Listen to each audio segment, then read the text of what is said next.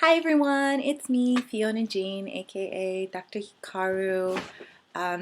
Just for the record, Dr. Hikaru does not mean I'm a medical doctor or a PhD holder of any kind. It is a nickname that stuck from 2000, derived from a nickname that went earlier than that. So I'm not an expert on endometriosis. I am just somebody who's trying to document her story with it. So this is number 3. The first one I did was on Thanksgiving. I'll put a link, I'm guessing here, for the first one I did. Then a day after, I found that doing videos were very therapeutic, so I did another one, my Black Friday one, and I guess I'll put it here. And so this is the third one. I wish I had something a little more fun to talk about, like Thanksgiving or Black Friday, but I kind of wanted this video to focus a little more on how I found out I had endometriosis.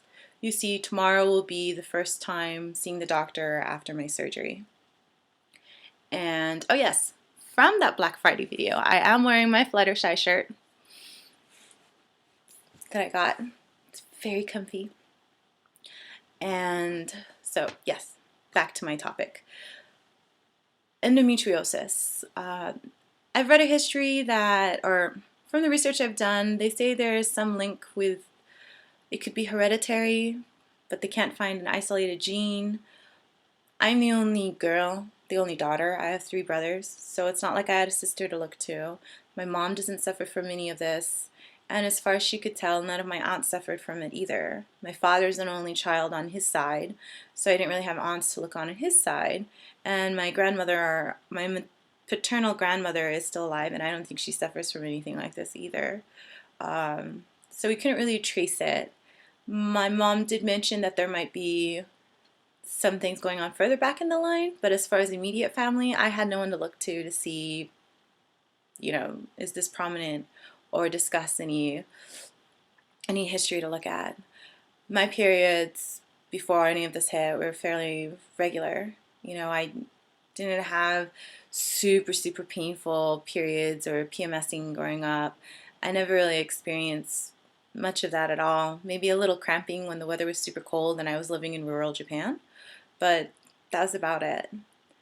I started orthotricycline in 2007 when I moved back to the States and had insurance, yay, and was complaining about adult acne. So I wasn't even put on it for, birth control purposes or regulating my hormones. I was just put on it because it was FDA approved and my doctor said, why not?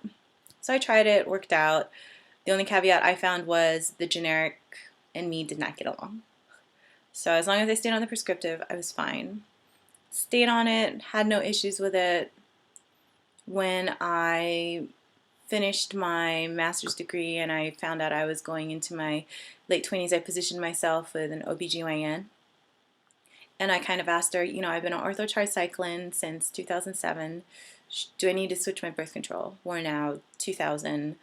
I met her last year. So 2011, I asked my new OBGYN and she said, no, if it's working for you, you're fine. And I kind of was sitting there, should I expect any changes? Or she was basically saying, if it works for you, we don't need to change it. And so I had my annuals and everything was pretty good.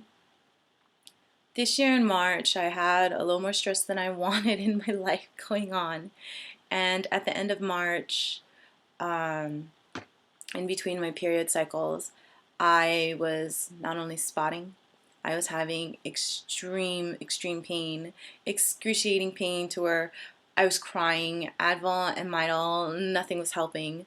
So I scheduled an appointment with my OBGYN and they couldn't find anything. I mean, here is a trusty dusty ultrasound that shows nothing. It's empty. It actually made for a good April Fool's prank too, because this was done like end of March.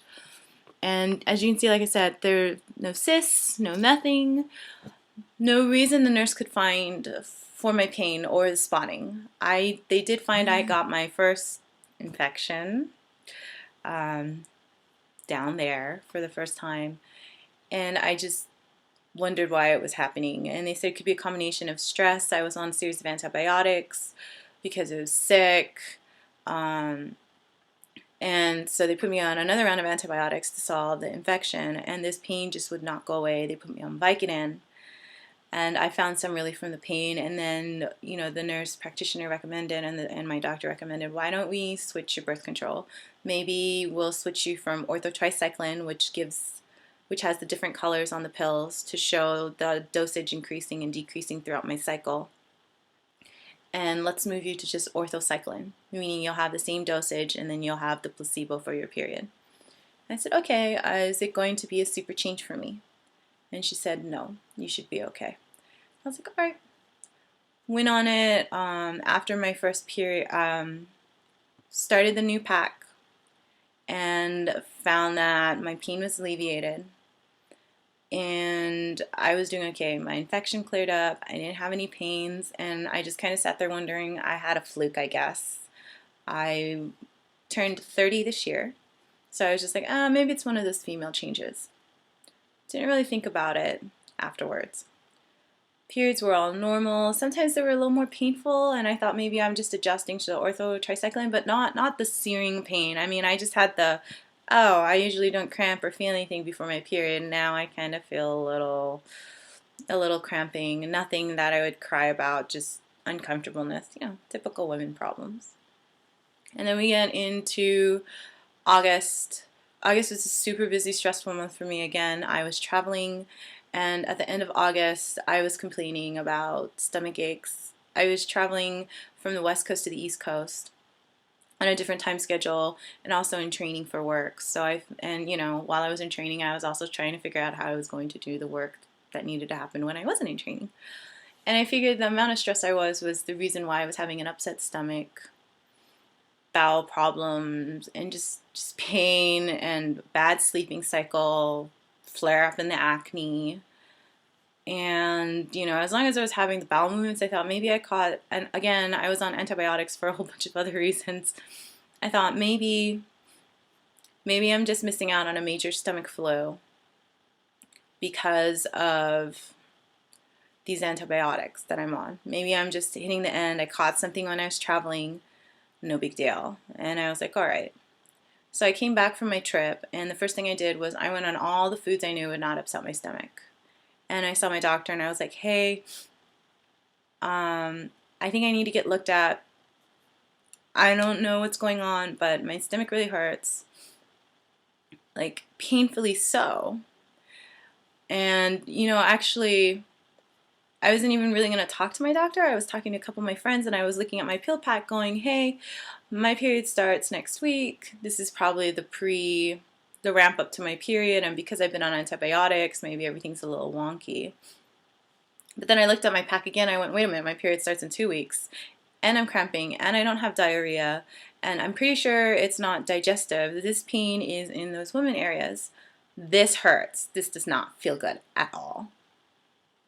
And from there, I scheduled an appointment with my doctor, my gynecologist, my OBGYN at the time, and I said, hey, this is going on. Can we do some tests on me to make sure everything's okay? I had that fluke that happened in April. Is this something going on? And, they ran tests, and they basically said, you're fine. No need to worry about it. I was like, no, I'm not okay. I am in extreme amount of pain. It isn't even funny anymore. And they're like, fine, we'll set you up for a ultrasound appointment to make sure that everything's okay. And I was like, okay, that's better. I'll sit, I'll wait, and I'll go into my ultrasound. So I'm still in pain this whole time. I keep asking them to give me something, and she would not give me anything. I started popping ibuprofen basically the entire month of September. And that was not a good sign. I handle pain pretty well, and the fact that I was in pain this much just didn't make sense. So we did my ultrasound, and this came up, and I was in there with the technician, and she pointed out this little cyst that was in there. I'm like, oh my god, that explains why I'm having pain. I have an ovarian cyst. Turns out after my normal OBGYN reviewed it, she was like, oh, you have an itty bitty tiny cyst that normally comes in with the normal cysts that happen on your period that come and go, or happen on your ovary that come and go with your period. No need to worry about it. Your ultrasound is fine. It is normal. There is nothing wrong with you there. And I went, okay, there's nothing wrong with me there, but I am still in so much pain. You can't be telling me that there's nothing wrong with her. And like, oh, are you sure it's not your bowel or anything? I'm like, no, no, no, no, no. I know what female pain feels like, and I know what, upset stomach. I didn't come to you when I had an upset stomach. I knew what that was like. And so I thought, well, maybe I'm just in extreme amount of pain anyway because, I've been on antibiotics and now I'm going to have to deal with that womanly time of, Shark Week. And I said, okay, fine. Went through my period and I was still in so much pain. And it was like I was crying pain. I couldn't explain it. I went back to my OBGYN, she did and she was like, I can't tell you, you just go to the ER. And I'm like, unacceptable. I'm not going to freaking ER for a pain. I know that happened before. And, this is my battle with the doctors. And I just kind of was like, not happy with her. So I scheduled an appointment with my primary care doctor. And she went in and I was like, look, I saw my OBGYN. We did an ultrasound. Everything's normal. But I am in extreme pain.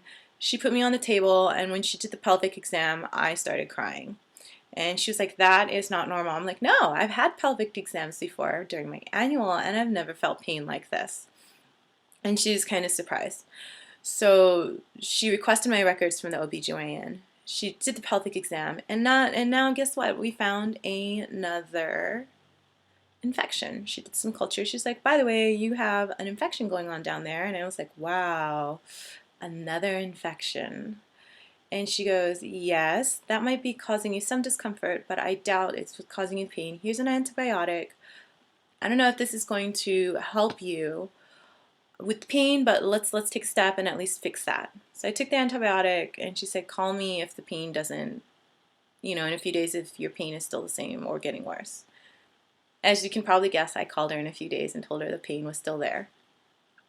So then she requested a whole set of blood tests to be done. She tested a CBC with platelets. She did comprehensive metabolic tests. She tested TSH, so many different types of things on my blood tests. And she found out that everything was normal. And I was like, I am still in severe pain. And oh yes, sorry. The OBGYN, when I called in and I finally said, hey, I'm still having these, I did schedule an appointment with my normal doctor. She said, you might want to ask about endometriosis. I guess it's the inflammation, but not endometriosis. So when I called my OBGYN and I told her that's what they said, she was like, okay, well, if she says that, I'm going to go ahead and treat you for that. And she put me on some pretty high level antibiotics again. I just finished some rounds of antibiotics. I'm back on antibiotics. And this time she put me on an antibiotic with a high dose of penicillin for the endometriosis. And I ended up breaking out in hives.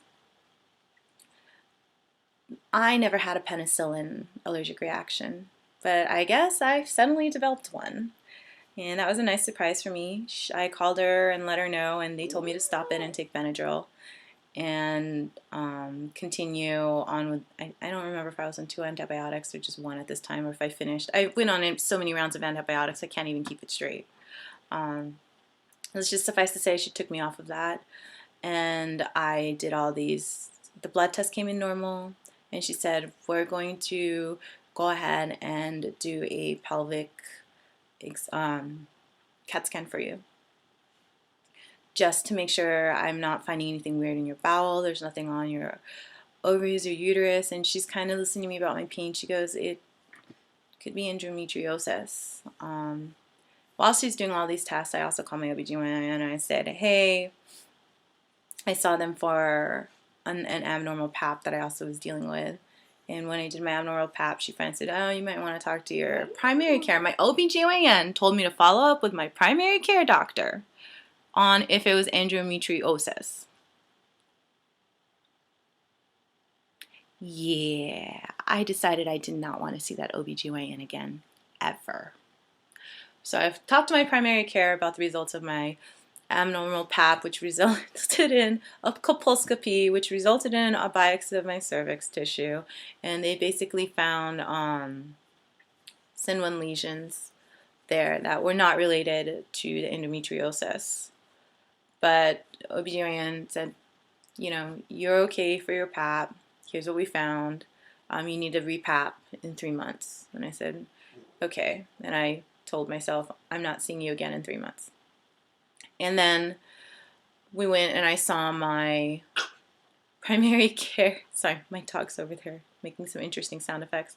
Saw my primary care doctor, and she came back and told me, your pelvic exam, your pelvic x-ray does not show anything. I am recommending you go back to your GYN and have her evaluate for endometriosis. I looked her flat in the face and said, I'm not going back to that OBGYN.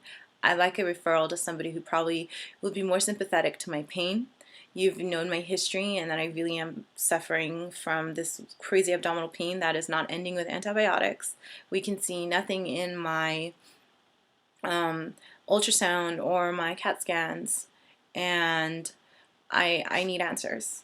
And she's like, I firmly believe you have endometriosis, and I'm going to pick a specialist for you in the area that will cater to that.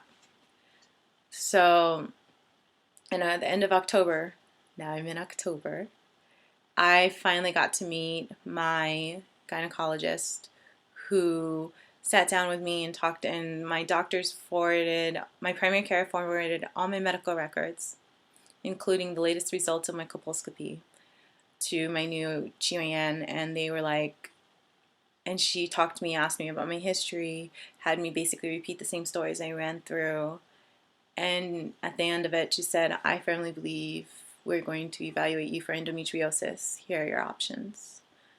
And you know, of the multiple options I had, after hearing 2 doctors already tell me they suspected it was endometriosis, and to have a third one confirm it, I kind of looked at her and said, I want the laparoscopy. I want the surgery, the surgical procedure.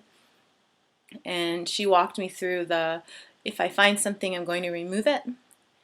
If I don't find something, I'm going to take notes and make sure I look all around in there, so that if I hand you off to a GI specialist, we will be able to pinpoint what I've already looked at, and we can summarize this and keep moving. What I loved about this GYN was she listened to me about my pain. During this time after my CAT scan, my general physician had first prescribed me a form of Norco. As I mentioned before, it made me slightly suicidal, so she put me on the tramadol, and I've been on the tramadol since, except after my surgery when they put me on Percocet. So I did my surgery, and let me grab this real quick. I went in, and it's going to be flipped.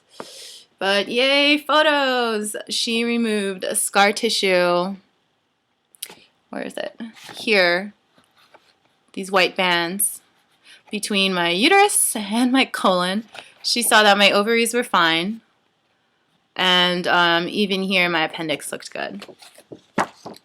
So basically, we confirmed I had endometriosis, and that's where I stand right now. So I have 2 incisions, like anyone else who's had the pelviscopy, laparoscopy. And tomorrow I get to see what my follow-up options are. I've been recovering pretty okay. Aside from being super, super emotional, as you can see in the differences from video 1 and video 2. And having a lot of support from everybody. Thanks for listening. It's kind of 20 minutes is a little more than I wanted to talk, but that's kind of, in a nutshell, without all the super, super heavy details, my journey. So if any of you women are finding that you're having crazy symptoms, know what you're talking about. I had to fight my own OBGYN for her to even consider anything, since she kept saying my ultrasound was normal. My normal doctor is super supportive, where she was like, I'm going to go ahead and run these tests. Might be a little over the top, but at least we can knock it out. That's the type of support you need. And then to my current gynecologist who I can call and ask. We found out that I was getting yeast infections and other infections too. Not fun, but treated them accordingly, and really having doctors that listen to you and staff that don't treat you like you're crazy or tell you to go to the ER. That's the type of support you need. That's where you're going to get help. When I had the surgery and she showed, afterwards I woke up and I saw the photos, the first relief to my mind was I'm not crazy. The pain was there, and the pain was there for a reason, and now I can document it. Having empty ultrasounds was just not helping me. I understand that's one thing that just makes it really hard. Nobody believes you. You can't see it. It goes back to that invisible illness. It goes back to that. It's all in your head. A lot of us here, it's all in your head. I'm telling you right now, it's not always all in your head. So, my pain's kind of subsided since the surgery. It kind of comes and goes. I'll definitely be keeping you guys updated on what my options are going to look like tomorrow. So, yay! Thanks for listening, guys. I appreciate all the support, and I'll be in touch.